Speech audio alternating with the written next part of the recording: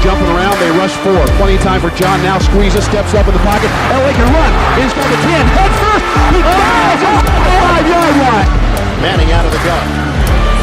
Manning lets it fly. It's caught by Thomas. There's the record for Peyton Manning.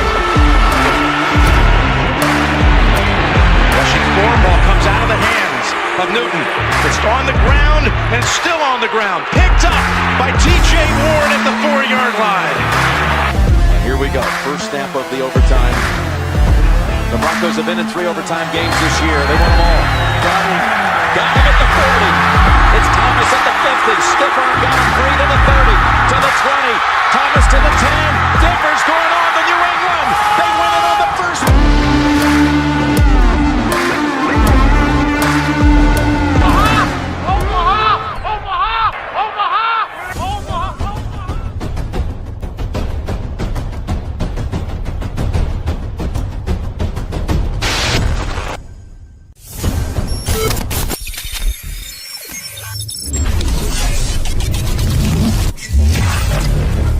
Nothing wrong with Orange and Blue Podcast.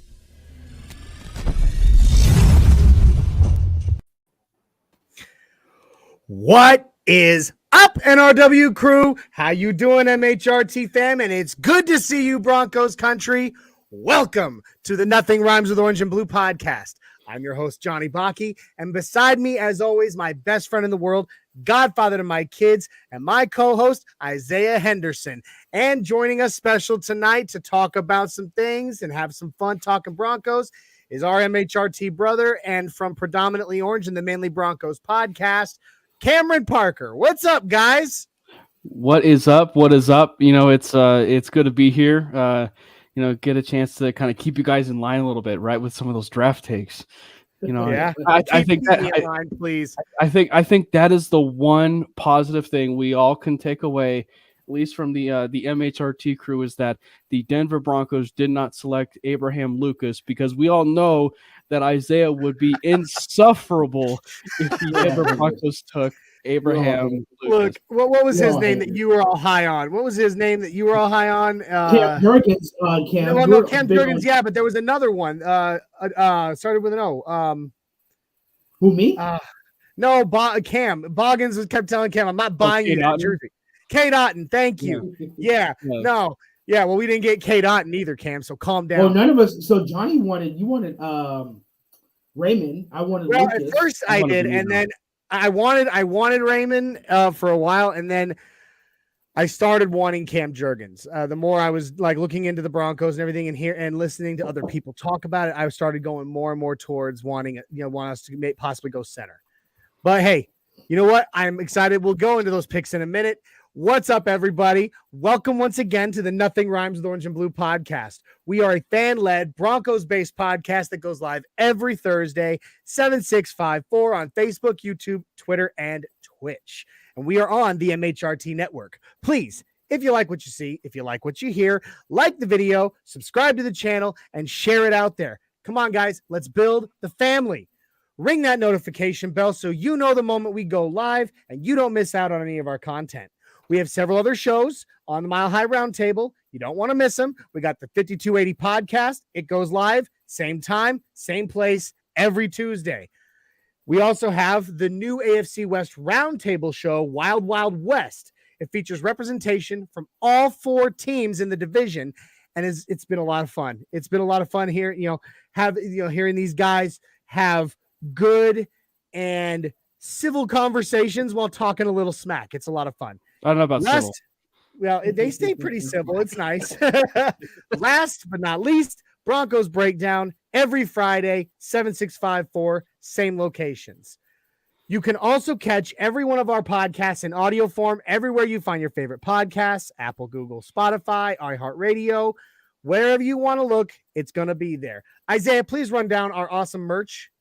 Yes, guys, you guys need to head on over, ladies and gentlemen, head over to the official MHRT merch store where you can shop now. I believe there's only 2 days left to get 15% off of everything. So if you go and head over to that merch store, you can get all the products you need from your favorite podcast, 5280, Broncos Breakdown with Bronco Bill, Wild Wild West. And then if you click Discover Designs, you can go on over and you will see the NRWOB products, because who does not want products with me and Johnny's face on it? I mean, we're the most beautiful people you've ever met. Might as well just show it off and prove to the world that we are correct. You're a close second, Cam. You're a close second. All right. So thanks, Isaiah, for running that down. So by the way, Isaiah, you look super official right now. I feel like I'm about to be detained. Yeah. I have to in order to do the podcast. Normally, I'm doing 12-hour shifts and I get off at 1800. But because I work so many hours, they're like, "Oh, we need you to work, 12s every day." I was like, "Look, I'll do that, but on Thursdays, I need to get off at 1700." And they're like, "Why?" I was like, "Because I have my Broncos podcast." And they're like, "I was like, no. If I'm gonna work and do these hours, this is what I want." So now one of the colonels is subscribed to MHRT, so that works out. So I'm usually stuck in Nashville traffic on the way home. Which, by the way, like I've been stuck in Denver traffic before. Nashville is just as bad. Yeah, it's not as bad as LA where I'm from, but that's LA. But it was especially bad today. They closed the lane down, so I got here a little bit later. Usually I have time to change into my jersey, but this time I just hopped on. I was like, you know what? You can go change real quick if you want to. So no, you don't look we're like here a now. deputy dog up in here. No, we're gonna keep the momentum going. We got Avatar in the chat. He says, "What's up, Broncos country? Let's ride. # in Peyton we trust." Boss man, Mundungus Creevy says, "What's up, Avatar?" They're having their conversation. EJ's in the house. He says, "What's up, Broncos country? Let's ride NRW crew." Elman Douglas was saying in the draft he was all about Cam that Cam was all about Cam Taylor Britt. No, I predicted that Cam Taylor Britt would be the pick as we had to predict it, but I wanted my draft crush at 64 was Nick Bonito. Okay, I mean, I was really excited about Nick Bonito. I mean, a couple weeks ago we did a mock draft here on Nothing Rhymes, and I picked up Nick Bonito at 64 because I liked him a lot. I just thought the only reason I was going my draft crush at 64 was Cam Jurgens. Yes. By the time the draft rolled around, was because I felt like our biggest glaring hole and place of need at the time is center. And if he was on the board, I would have, I would have honestly probably still taken Cam Jurgens over Nick Bonito. But I'm very excited about getting Nick Bonito at 64. EJ says, "Happy Cinco de Mayo, everyone. Happy Cinco de Mayo." And today at work, I work at Joint Force headquarters. They had the National Guard. They had a taco. They brought in some stuff and they had a fundraiser. And they made tacos for everybody. And they also had a raffle. So when you came in, they gave you a raffle ticket, and they gave away piñatas with adult drinks in them and stuff like that. And they also gave away gift baskets, and it had like margarita cup, margarita glasses, margarita pitcher, tequila, and cocktail mixes. So that's what you want a bunch of soldiers doing, during the middle of the day. Yeah. So you weren't able to drink it, but they had the raffle, so everybody gave me the tickets because I was a lieutenant going back and forth, and I won. Nice. You're bringing that over here, right, to make up for all the whiskey you've drank at my house, right? I already promised the wife that tomorrow before we go out, we're gonna make margaritas because we've never made margaritas before. So you have literally drank all my whiskey, all my tequila. You have drank everything. This is I've you never met owe you before me. in my life. I've literally never met you before. Wow. Okay. Cameron introduced you. I met today? you through Cameron. Yeah, through Cameron. You know what I ate today? Arby's, because they have the meats. I want to cut that part out. Yeah, that's not very Cinco de Mayo, but no, it wasn't. So I'm having tacos and tequila. Well, you owe me some tequila, mister. All right? Yeah. Anyway, I'm sorry. We're off on a tangent, but that's what we do here, you guys. We banter, we have fun. We're real life. For those that aren't with us all the time, we are real life best friends. So, we get off on these tangents and we get laughing and mocking each other, and it's a lot of fun. So, the draft. I don't want to beat it. I feel like MHRT, it's been beaten within an inch of its life at this point over the last, week already. We've already had, several shows, 3 shows talking about the outcome. So I want to talk about it a little because I know you have, Cam, but Isaiah and we haven't had a chance yet to really talk about it. It's not a bad thing. I mean, it's the draft. But I don't want to beat it to death. We've got a whole other subject that's going to be the main focus of our show today. It's going to be fun. So we've already talked about it. 64, Nick Bonito. Opinions, thoughts? Great pick. Yeah, I thought it was a really solid pick, and I think it's one of those players that you certainly have to wonder now the direction of the team going forward, and in particular a player that the three of us have talked ad nauseum about, right? Yeah. And talking about Baron Browning, and is he going to be full-time edge rusher? Is he going to be a full-time pass rusher? Or are they going to use him full-time as an inside linebacker? Are they going to just move him all across the front seven? My guess is they'll probably move him around between pass rusher and inside and inside, and kind of a hybrid. But I think that Bonito he gives you that option, because there were a few games where he was able to be a QB spy. I only say that from the example of the Nebraska game that we had, where he was spying on Adrian Martinez for the second half of that game. But that's I mean, like, the best game in his college career was against your Huskers. Right. But he offers you that versatility. But I think that going into his rookie season, he's going to be a pass rush specialist. And I'll be honest, he is a really good pass rush specialist. And sure. And especially for a young player coming into the NFL, if you can hone in on that niche early on, then there's a greater opportunity, there's a greater chance that he will be a better pass rusher down the line. And so I think that if he can be able to still hone in on some pass rush moves, he's going to be a heck of a football player. And I really do think that the Broncos got a tremendous player. In fact, if you go and you look at the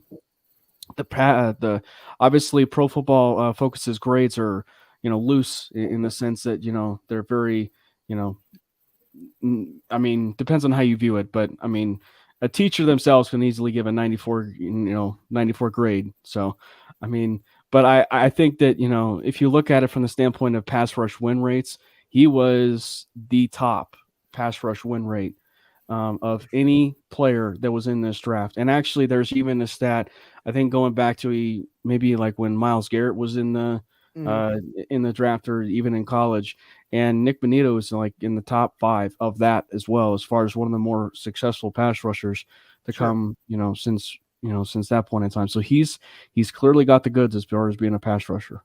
Well, I think that the draft of Nick Bonito affects two people. I think Baron Browning will still be somewhat a hybrid player, just to see what he can do in the NFL as an edge rusher. But I think this kind of solidifies Baron Browning in the inside linebacker position, because we know when he stepped up, he got the green dot. He was excellent. He was absolutely excellent. A fantastic rookie debut. He did a fantastic job. And I think having that backup edge rusher, that rookie coming in, who, like you said, had a high pass rate, I think in 2020 and 2021, not 100% sure. But George Payton got his guy, and that's what he wants: a high pressure, high win rate guy on the other side of Randy Gregory, who was also arguably the most disruptive pass rusher in the NFL. But it also affects Bradley Chubb, because Bradley Chubb is on his 5th year of his rookie deal. This is, he's been injured, I think, 3 out of the 5 years. We never really got to see what Bradley Chubb looked like. He had Von Miller. He did a fantastic rookie year. We never really got to see that consistency. So the pressure is definitely on Bradley Chubb. This is a make or break year for him. And unfortunately for Bradley Chubb, the Broncos and George Payton would be comfortable with letting Bradley Chubb go after this year. I mean, I don't know what it would take to keep him. I mean, he'd have to have a hell of a 15, 16 sack season. I don't know about that high. I can see 11 or 12. Yeah. To keep 11 or 12 to keep him? Yeah. I could see him keeping him at 11 or 12. I mean, that's a good benchmark for a pass rusher. I mean, but you have to think. So after this year, if that's the case, and he's a Pro Bowl edge rusher, he is that. One of the has some of the highest passing rate percentage in the NFL. After this year, he's going to look for a contract. Seeing as the cap space down the line, especially when you have a rookie coming in who has a high pass rush coming out of the gate on his rookie contract. You got the Russell Wilson, Cortland Sutton, Garrett Bowles, Justin Simmons, Tim Patrick contracts that are in play. Then you also have the tackles who are all on 1-year deals. Where are we going to go? You got the Dalton Reisner coming up on contract as well. So where do they want to go with the cap space with the money? We also don't have a Well, first I or mean, second round draft real quick, pick so we can next continue to year. move. Real quick, so we can continue to move. I'll throw this out there. Look, George Payton has found a way to pay pretty much everyone that he wanted to pay He sure did this season. Yeah. And we're talking about, like, there were so many times where we were like, oh, we can't afford Kareem Jackson. We can't afford Melvin Gordon. We can't afford da-da-da-da-da. And he kept He doing brought it. them both back. They're all back. And Yeah. it's like, look, he'll find a way. He will find a way. But And those, go ahead, Cameron. I was gonna say real quick, I actually, not to dispute your Bradley Chubb thing, because this is a make or break year for him.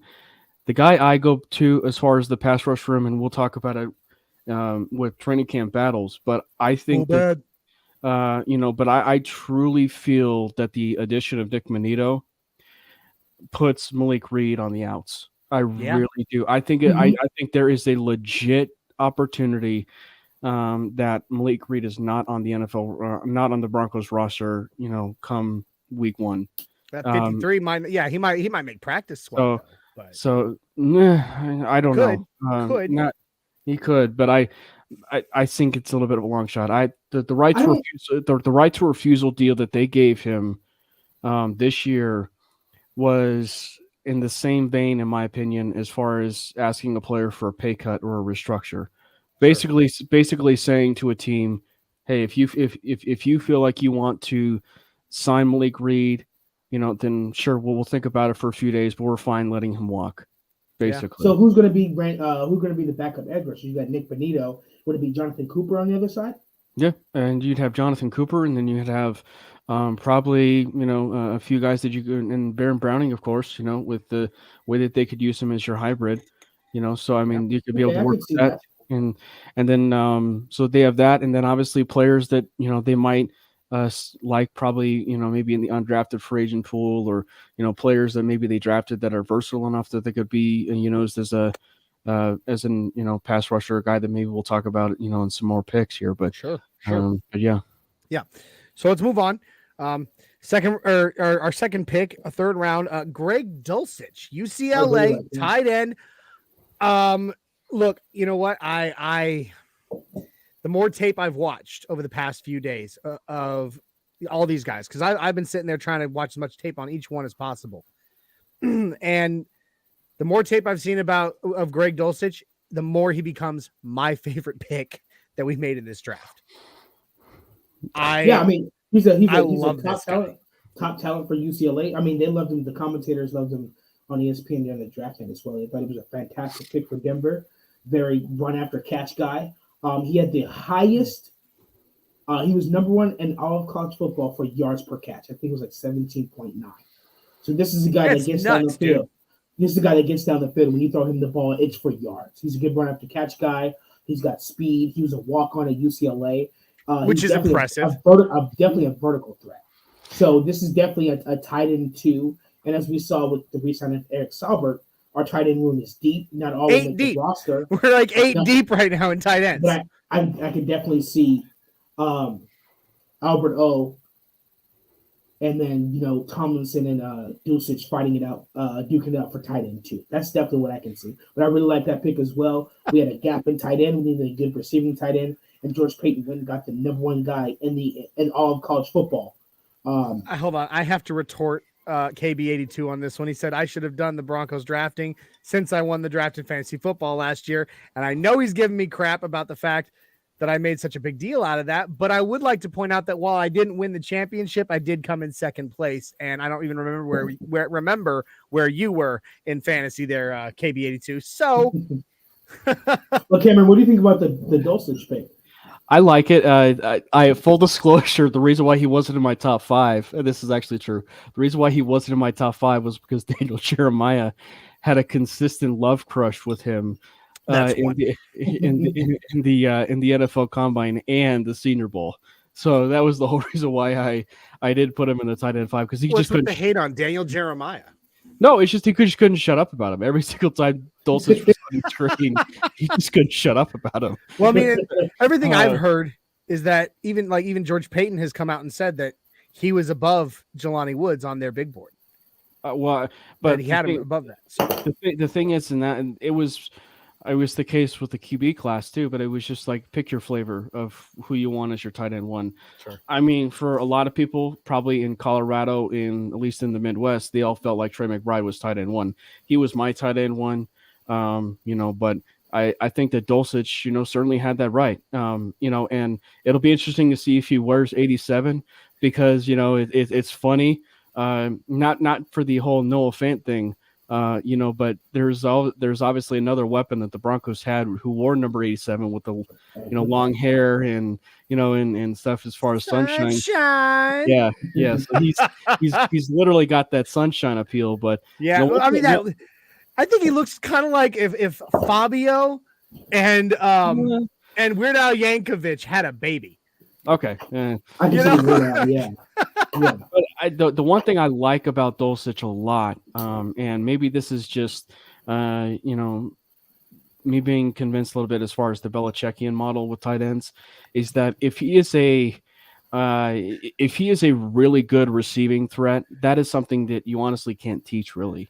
And so if you can be able to mold that type of tight end into a really good blocking tight end, then you really do have a really good tight end. That's what I was going to say. His skills are skills that can't be taught, but the things that he's lacking are this kind of skills that can be. Right. So, Johnny spoke about this the other day when we were talking about Dulcich. It's no coincidence that the type of offense that Nathaniel Hackett is bringing an outside zone scheme where a blocking tight end is very important. So who was our tight end coach and who was previously the offensive line coach? So if your offense is predicated on the tight ends being good blockers, why not make the tight end coach an offensive line coach? So that's definitely going to be a focus for Alberto Tomlinson, who's the best run blocking tight end, and Dulcich, which is where their position coach, is an expert in blocking. So that's definitely going to be a skill that they developed going into rookie camp and going into training camp as well. Yeah, absolutely. I mean, it's all. There's nothing so far to tell me that his floor is that low. I think his floor is not high, but ceiling so low. I think he could grow into something really amazing. I think that I really do, but I think that I've heard this comparison being thrown around a lot with him, but I really do see the Mike Gesicki, type of skill set with him. If he can add a little bit more of the blocking, of course, then you're talking about a little bit more of a much higher ceiling at that point. And I think Kelce, George Kittle. I was thinking George Kittle. George Kittle popped up in my head as a comparison. But the thing that especially with the blocking that you can probably work with him on, he brings a lot of physicality as far as a receiver, as a tight end, to the point where he does remind you of Noah Fant in that regard. Sure. And so if you can work with him, you can bring that physicality from his receiving side to the blocking side. You might have the makings of a pretty darn good tight end. Well, and you got to think too. You got to think about the work ethic, because we're talking about a kid who didn't get a scholarship, didn't get recruited, was a walk-on, who was a walk-on and worked his way up to being, in the top three tight end in the draft. So UCLA may not have won championships, but they're a Pac-12 threat. They're Division One. They're a good team. They have a huge history. So walking onto a Division One college football team like UCLA isn't nothing to laugh at. It's definitely something to write home about. And the fact that he did that was one of the best tight ends in the country, and then gets drafted to the NFL. That just shows, and that also puts pressure on Albert O. Not in the sense of his position is his starting position is threatened, but in the sense of, okay, I need to get better, I need to be better, I need to improve. So it just pushes everyone, and it raises the tide, raises the ship. So I think that's going to be a good thing. I think it's going to be a good duking out. And to see who's going to come out on top. And just a two tight end set of these two big, fast receiving tight ends, along with the other receivers we have, Russell Wilson and quarterback. I mean, it's pick and poison. It's threats everywhere. They can do whatever they want, whenever they want. It's going to be a thing of beauty to watch. The field will be sprinkled with talent. Sprinkled, rainbow sprinkles. Anyway, because sprinkles are for winners. That is right. Only winners get sprinkles. All right. So I hear you. I only ever got sprinkles on my ice cream after games. I'm just saying. I mean, granted, we're talking about 8 years old playing soccer, but hey. Anyway, Damari Mathis, 4th round, 3rd pick by the Broncos, cornerback, Pitt.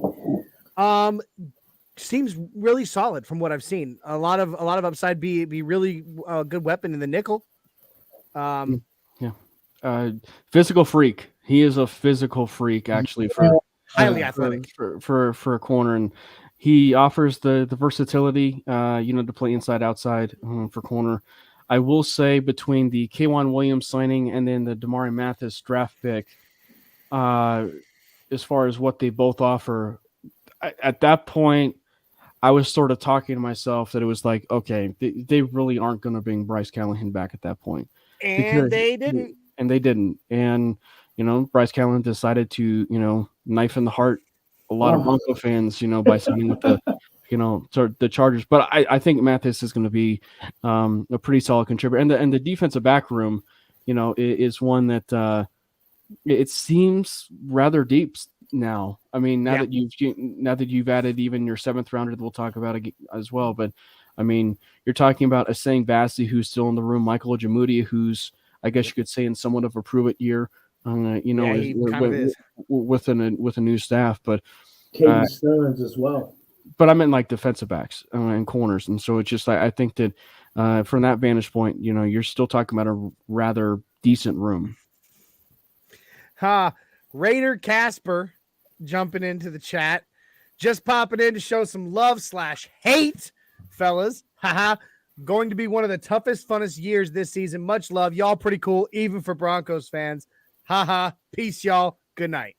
Appreciate you dropping in. Appreciate you, Casper. It's good to see you, buddy. Love as always. Yeah. Our DB room is very deep, and I think him having a backup definitely physicality is definitely needed when you have tight ends like Darren Waller, Travis Kelce, and with the I understand why we didn't sign back Bryce Callahan. He was injured every year that he was signed on a 3-year contract. He's been injured every year of his professional career. You get Quan Williams, who's a great run-stopping nickelback, and Justin Simmons said he's very smart with his reads. He's a genius with his reads and knowing where to be on the field. And you get another guy who can come in and learn the defense and get some reps on special teams, get some reps on the defense, and really develop into a strong physical nickel. So we have guys in every area to back up guys in every area. So it's going to be really good to see these guys develop. Sure. Yeah. All right. So let's keep on moving through these draft picks. All right. So the next one is actually one that I really like, and I'm gonna if you haven't heard it yet, this is how you properly pronounce his name. Okay. All right, because he corrected everyone on it. Okay. Okay. It's not spelled that way, but his name is pronounced Enyoma. Okay. Not Ioma. Enyoma Uwazurike. Okay. There's somehow, I don't know, the Afrikaans language between that E and that Y. There's an N sound. Yeah, the Afrikaans language. Anyway. Yeah, that's a language. That's what it's called. Legitimately, it's a language. Yeah, it's a language. With a K. Afrikaans with a K. A-A-N-S, 2 A's, a K. But no, anyway. He's a solid pick. I think he's a solid pick. He's the defensive tackle, right? Yeah. Yes, Uwazurike. Yeah. He is big. Well, he's big, but I think that he offers a lot of twitch and a lot of surprising athleticism for a defensive lineman. He's got the reach too. Is he Mike Purcell's replacement? No, possibly not in my opinion. He could be. He could develop. I think after a couple. Well, of years. DJ Jones will probably line up on. I think he's Shelby Harris's replacement. In my opinion. Yeah, I can see that. But Shelby Harris was always mixed. He was a defensive end. Yeah. So is he moving to defensive end because he was defensive tackle? But he can play. He can play them all. Okay, so are we? But where's our confidence in McTelvin and Gene? I could see McTelvin and Gene getting some maybe not significant snaps, some rotational, but I think some meaningful snaps this year. Yeah, agreed. Some rotational snaps. I'm really excited to see him. The one thing that I think impressed me the most about Enyoma Uwazurike is his reach. So I don't know how much tape you've watched of him, either of you, but whenever he is able to get some push on that offensive line, he's a big, strong boy. So he does power that way. Middle. As soon he has this ability, his arms are long, and his ability to push a dude back and reach around him and get hands on the quarterback is impressive. It is very impressive. That's one of the things I'm most excited about with him, and of course, with his size and his, like you said, Cam, twitch ability, his ability to work into the run defense. Do you know how crazy his his 2021 was with Iowa State? Um, He had 12 tackles for loss, 9 Wow. sacks, and As a defensive tackle? as a Yes. defensive tackle, and then he had 43 tackles. It was the best year of his career. That's an Amazing. impressive 12 tackles for loss. Yes. Yeah. They can't block him. No. he's too big and too strong. And I think if you also put in, I think he had like 2 or 3 block field goals as well. So I mean, yeah, we're Very talking Shelby Harris. Yeah, very Shelby Harris. So that's one of the reasons why I kind of see him more as the Shelby Harris replacement. But yeah, I like it. he's such a freaky player. Well, it's gonna be very fun and very interesting to see all these guys in preseason, because as I'm aware of, I don't think any of these guys are necessarily day one starters. Like last year, we drafted guys kind of for depth, kind of for starting, and most of them actually started and earned starting positions. I think there's one that you can truly pencil in as your day one starter. Have we gotten to him yet? I don't think we've gotten to him yet. Okay. But I think it's going to be very interesting to see the defensive tackle, Dulce, Nick Benito, really show what they have in preseason. I think that's going to be very fun and very interesting. See, I love the preseason. I've enjoyed it more and more, and it's going to be fun to see who these guys are, who really makes it. Like Pat Surtain against the Vikings in the preseason, we knew immediately, this guy's got locked up. This guy's got locked up. Javonte Williams, so it's going to be fun to see these guys in preseason. Let's hit up round number 5. DeLauren Turner-Yell, the safety out of Oklahoma. From everything that I've heard, he got kind of preached up by Nick Benito, who was in the draft room when they made that pick. And apparently they are all they were best friends off the field down at Oklahoma.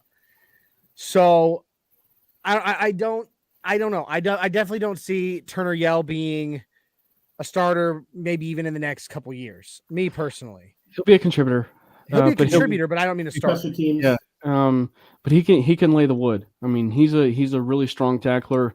And this, I don't know if you guys wanted to jump in on maybe some of the sidebar conversations with, maybe some battles, but this particular one, is one that is a little bit glaring for me as far as maybe who could be, off the roster at this particular point, because especially with the addition of DeLauren, from Oklahoma, I'm starting to wonder about Jamar Johnson. I love Jamar Johnson. I loved him in the draft. I actually had him higher than Caden Stearns, but I don't know where he is. Sure shined though last year, didn't he? Yeah, so I don't know where he fits now, because I also still really like PJ Locke as well. And so you have PJ Locke in the room. You have now DeLauren Yell, you have Stearns, you have Simmons, you have K-Jack now. Justin Reed, who they signed probably for special teams. So I don't know where. Yeah, the safety room is deep. It's crowded. Yeah. I think definitely some of these guys are going to special teams. I think there's going to be a big, strong safety competition next year with K-Jack on his 1-year deal. You've got Caden Stearns. The guy from Oklahoma, I think he's a strong safety, if I'm correct. Yeah, I think. Yeah, he's a strong safety. He's been. I've heard him kind of referred to as like K-Jack light. I've heard a lot of comparisons to actually the way he tackles, and in some ways are very K-Jack-esque. He's just not as fast as K-Jack was coming out of college, and I don't think he hits quite as hard. Well, I will say this then: if they're feeling he's a K-Jack's light, anybody remember what K-Jax did at the very beginning point of his career? Well, he was a cornerback. He was a DB. Exactly.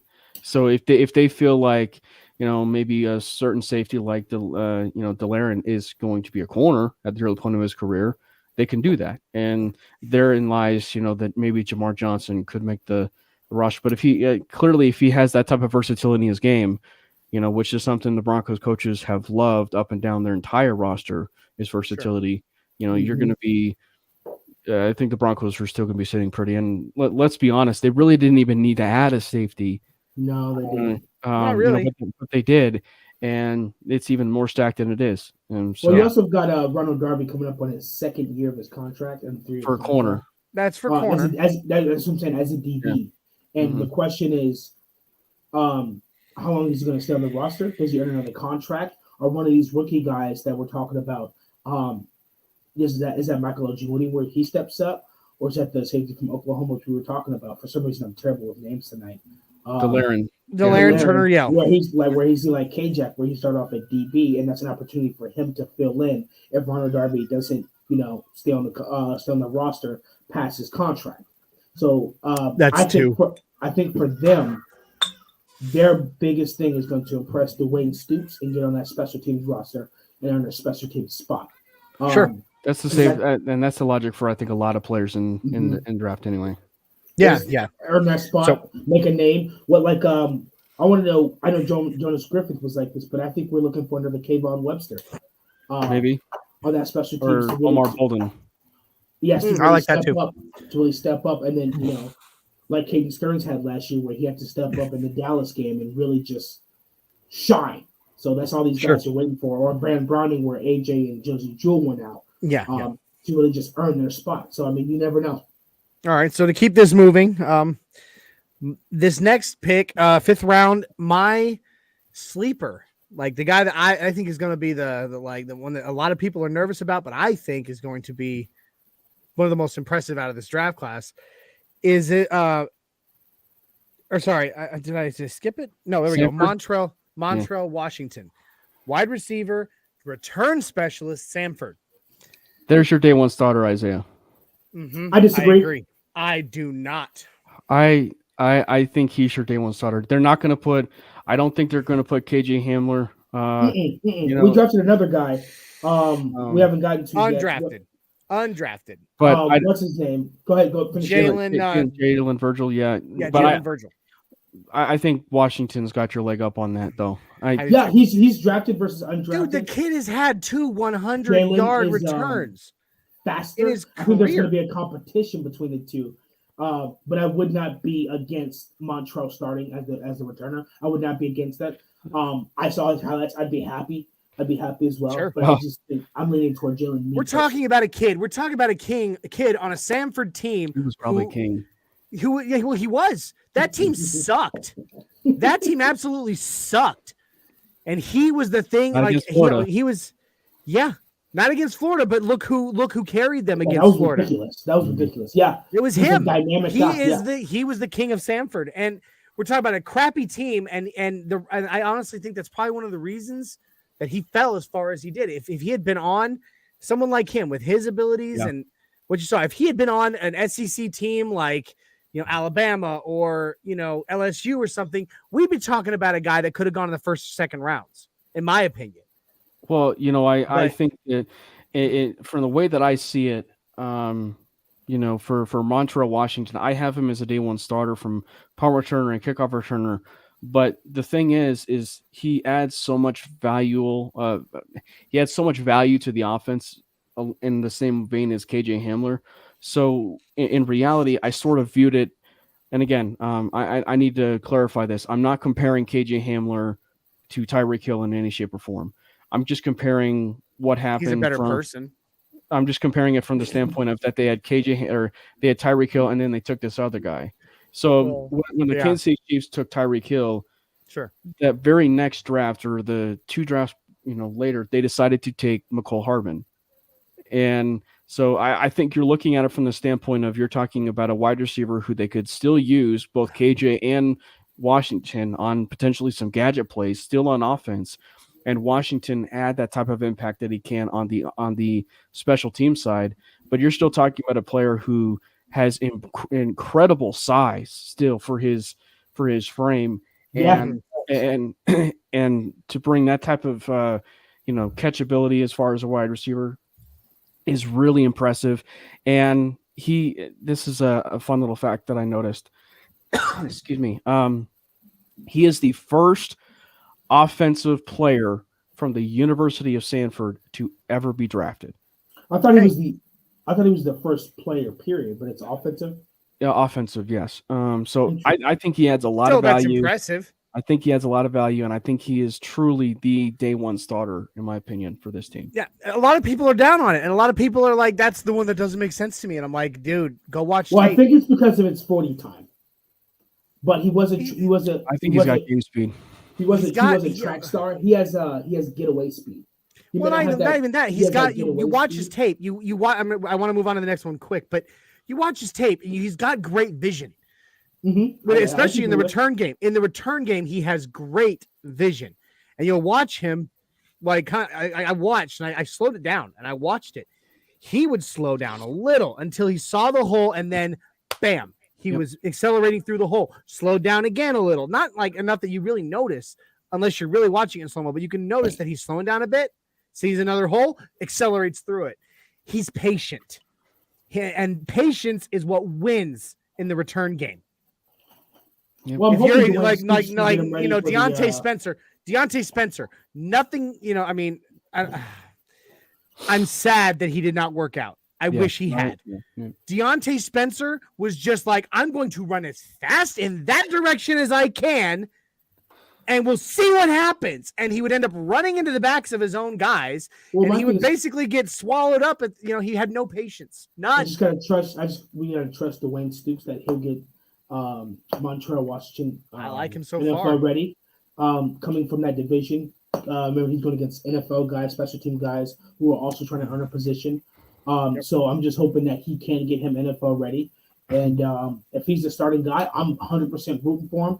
I think that's one thing we were definitely missing was an explosive, game-changing punt/kick returner, because that changes field position, that changes momentum, that can even change games, as we saw as Bronco fans. So I mean, if he's the guy and Dwayne Stoops thinks he's the guy, I'm 110% on board for him. Me too. So hey, Luke Wattenberg, round 5 center/guard from Washington. This is the one I'm a little shaky on, just a little. I think this we're getting to the sweet spots of like some of my favorite picks of this draft. You're high on Luke Wattenberg. I am really high on Wattenberg, and he's played some left tackle. He's too small though for NFL left tackle. But that wasn't what I was going with. But he adds that Dalton Reisner type versatility. So he's played left tackle, he's played center, he's played guard, and I really think that it's hard to gauge where the Broncos view a type of player that they've taken in the draft, like in this particular late stages. But the thing is they traded up for him in the 5th round, took Luke Wattenberg, and we're talking about a guy who has like decent size, and actually maybe not even decent size, but really good size, at 6'4", and can move at center if they want him that. And so where I truly think that the competition is really going to be is truly that left guard and center spot, and he has played left guard before, so I don't necessarily know what the future is going to hold for him, but I wouldn't be surprised if there's some alternating going on within that interior offensive line from the left guard to the center. Well, I noticed a motif is that except for Garrett Bowles, every other player on the offensive line has played different positions, versatile. So they can move in and out from Dalton Reisner, Graham Glasgow, I guess not Lloyd Cushenberry, Quinn Miners, and Billy Turner. Yeah. They've all alternated guard, center, tackle, guard, center, and now you bring in another guy who can do that, which also creates more depth. I'm more iffy on the center position. I think the left side has been the most successful side with Dalton Reisner and Garrett Bowles. So I think, me personally, I think the left side is solidified. I think Quinn Miners has his right guard locked up, so I think it's between center and right tackle. But I can definitely see Lloyd Cushenberry and Luke's center competition next year. Mm-hmm. I can definitely see that. So depending on how this year goes, depending on how training camp goes, I can see a center competition next year. So let me ask you, Cam, from your side of things, because you just said you're high on Wattenberg. Well, I was a little bit shaky on him. Do you think that this puts Cushenberry's job in danger for this season? No, maybe not this year. But I will say,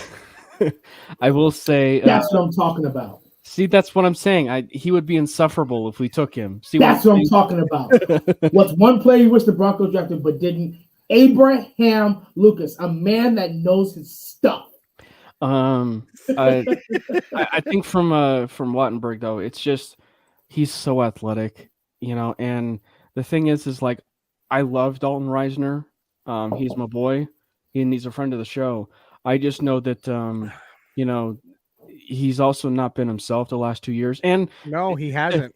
and there's arguments. I mean, like he was in a system that wasn't favorable, and so now he's going to a system that is quite favorable for him, going to the outside zone.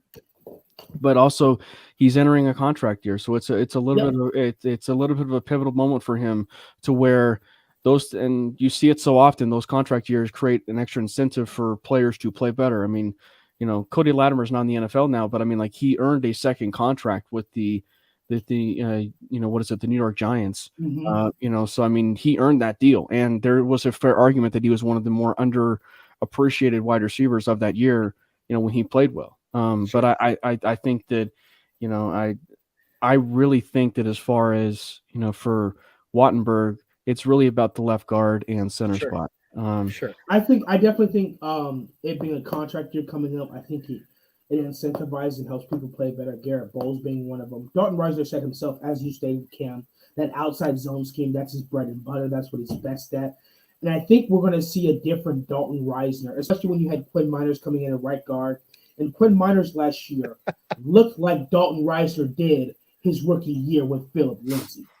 When we saw Dalton Reisner's rookie year at left guard, we're like, man, this guy is great. It switched schemes. And then Quinn Miners came in, we're like, whoa, this guy is a beast. Yeah. And I think you're getting ready to and even last year, even when it was a scheme that wasn't favorable to Dalton Reisner personally, the most successful run rate that we had on the Broncos was off the left side between Garrett Bowles and Dalton Reisner. And I think that's and it had the least amount of pressures for the quarterback came from the left side. So you take that, even though it wasn't a favorable scheme, and you input a favorable scheme. I think I don't think his position is 100% set in stone, but I would definitely name him the starting left guard. And I think Lucas is more toward. I think with each player being as versatile as we stated, I think it can go anywhere, any person. Tom Compton, Billy Turner, anybody can go anywhere. I will say, real quick, I have to bring this up.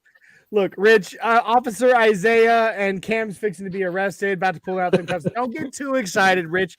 It's not a real uniform, okay? The pants are Velcro tearaway. He has a blue box next to him, and the cuffs are fuzzy and pink. He's a regular at Bachelor. Cue the Magic Mike music. So, and Duncan says Isaiah trying to make it look like he's got some arms with those way too tight shirt sleeves. First off, I go to the gym every day so that way it can look like it's too small, and I am type flight security. Who's Jim? How have I not met this Jim whose house you go to every single day? Anyway, we'll talk about this later. Okay. All right. But I was going to say, if there's one thing we know about Dalton before we go to the next pick, though, if there's one thing I know about Dalton, is that when he has a chip on his shoulder, he plays some darn good football when he has a chip on his shoulder. That's right. So yes, he does. Our last couple, these ones I'm a little lower. I mean, I'm not high on Matt. I like Matt Henningsen at defensive end. He's good. I think he adds depth. Mm-hmm. One thing I do love about him, he's a Broncos fan, baby. So on the complete flip side, this is actually my favorite pick of the entire draft. Really? Tell us why. Wow. Do tell, Cam. A lot of the same reasons why Uwazurike, he's freaky. Henningsen is like freaky. Like he was like one of the ones that like you watch tape and it's just like there's no way. Is he fuzzy cuffs and tearaways freaky or? I mean, Isaiah. I mean, probably freaky from the standpoint if he was sacking a quarterback and he had those fuzzy cuffs, and then the quarterback would probably be wondering exactly, what is going on right now. But he's like, I don't know what his true weight was. Boggins had listed it all out, but I think his combine weight was 295. The Wisconsin roster, Wisconsin had him listed at 289.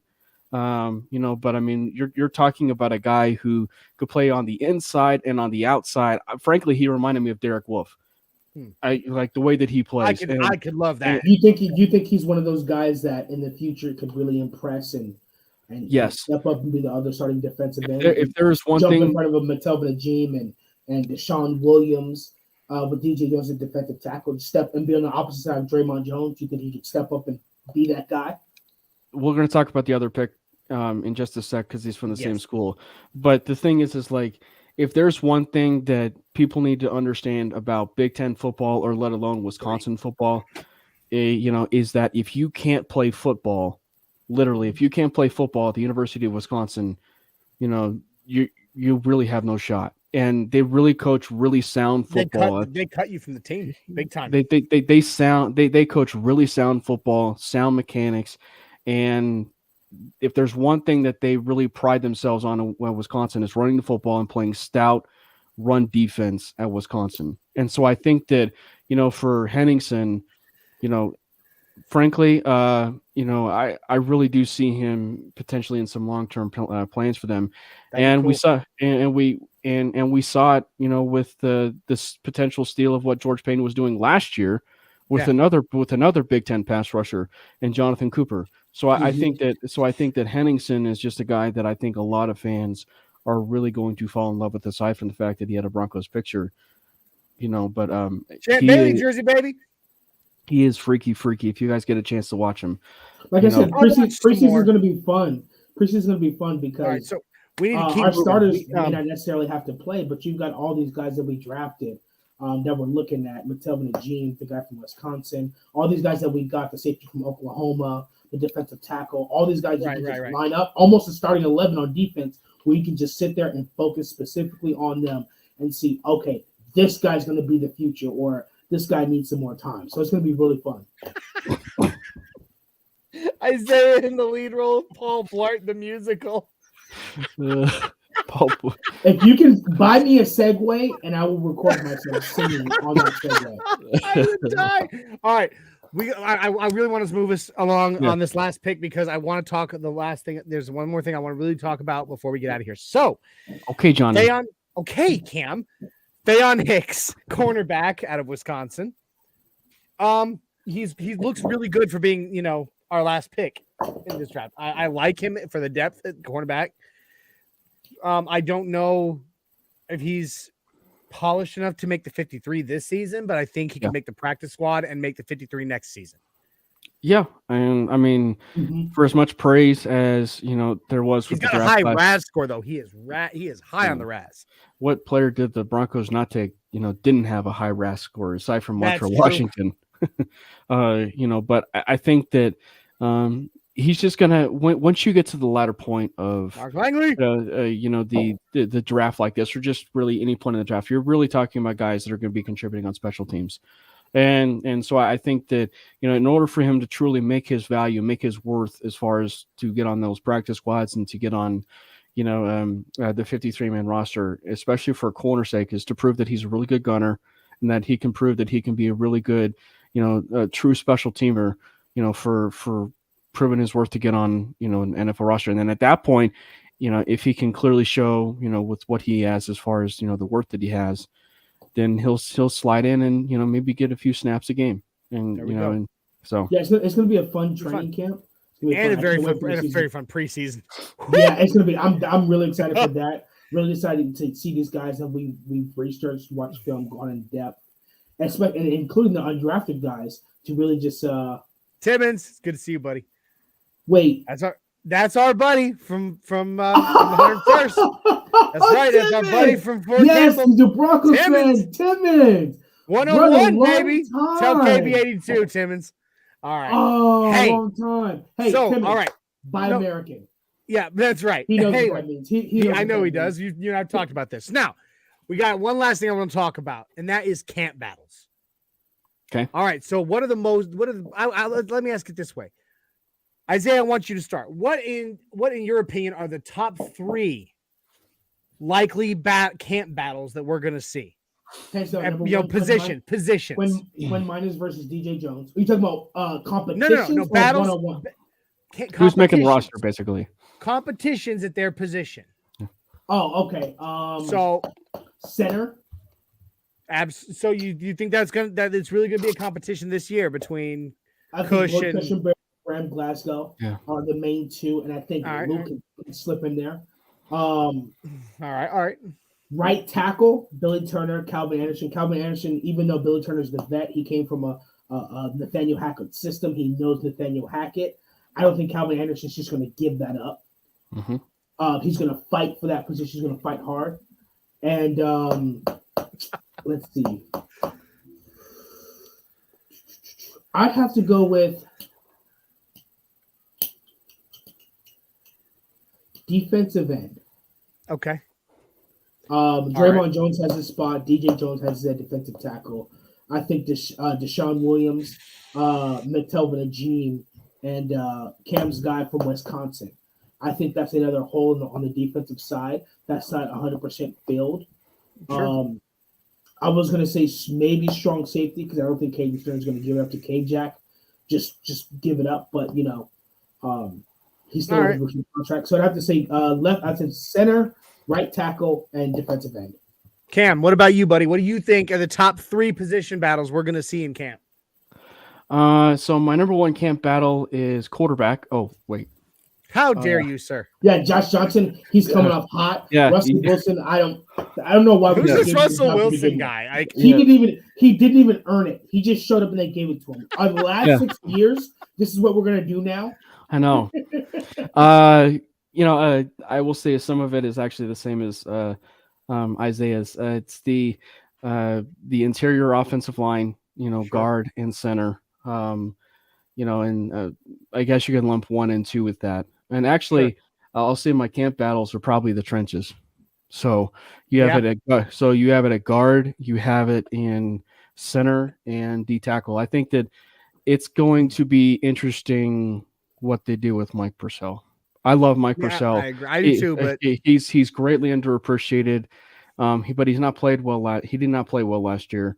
But he was hurt. And so he was injured. He didn't play well even before. Really, honestly, though, before he was hurt. So now that if Mike Purcell starts, Cam, are we moving DJ Jones to defensive end? So it's going to be not what I'm saying, though.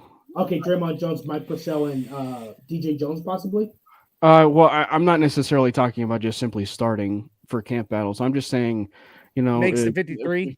Makes the 53, and so I'm just saying from the standpoint of like the fact that they brought back Deshaun Williams, they brought back, they still have Mike Purcell. They brought in, Uwazurike, and then they also brought in Matt Henningsen, who give you, that type of versatility to play inside.